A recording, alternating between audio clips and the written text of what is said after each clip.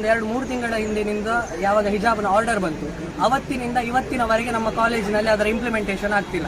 ಅದಕ್ಕೆ PTA meeting ಕರೀತೇನೆ ಅಂತ ಹೇಳ್ತಾರೆ. ಅದಾದ ನಂತರ PTA ಮೀಟಿಂಗ್ ನಲ್ಲಿ 9 ಜನ ಇರುವಂತಹ ಪೇರೆಂಟ್ಸ್ ನ ರೆಪ್ರೆಸೆಂಟೇಟಿವ್ಸ್ 9 ಜನ ಇದ್ದವರು ಕೂಡ ಅದರ ವಿರುದ್ಧವಾಗಿ ಏನು ಕಾಲೇಜಿನಲ್ಲಿ ಪ್ರಾಸ್ಪೆಕ್ಟರ್ಸ್ ನಲ್ಲಿ ಅವರಿಗೆ ಹಿಜಾಬ್ ಧರಿಸಲಿಕ್ಕೆ ಅವಕಾಶ ಇತ್ತು ಅದನ್ನು ತೆಗೆಸಾಕಬೇಕು ಅನ್ನುವ ರೀತಿಯಲ್ಲಿ ಮಾತನಾಡಿದ್ರು. ಅದಕ್ಕೂ ಬೆಲೆ ಕೊಡದೆ ಮತ್ತೆ ಸಿಂಡಿಕೇಟ್ ನ ಮೀಟಿಂಗ್ ಆಗಬೇಕು ಅಂತ ಹೇಳಿದ್ರು. ಕಳೆದ 16ನೇ ತಾರೀಕು ಸಿಂಡಿಕೇಟ್ ನ ಮೀಟಿಂಗ್ ಆಗಿ ಕ್ಲಿಯರ್ ಆಗಿ ಆರ್ಡರ್ ಬಂದಿದೆ, ಕಾಲೇಜಿನಲ್ಲಿ ಧರಿಸಲಿಕ್ಕೆ ಅವಕಾಶ ಇದ್ದದನ್ನು ಹಿಂಪಡೆಯಲಾಗಿದೆ ಅನ್ನುವ ರೀತಿಯಲ್ಲಿ. ಆ ಹಿಂಪಡೆದದ್ದನ್ನು ಕೂಡ ಸರಿಯಾಗಿ ಕಾಲೇಜಿನಲ್ಲಿ ಇಂಪ್ಲಿಮೆಂಟ್ ಮಾಡ್ತಿಲ್ಲ.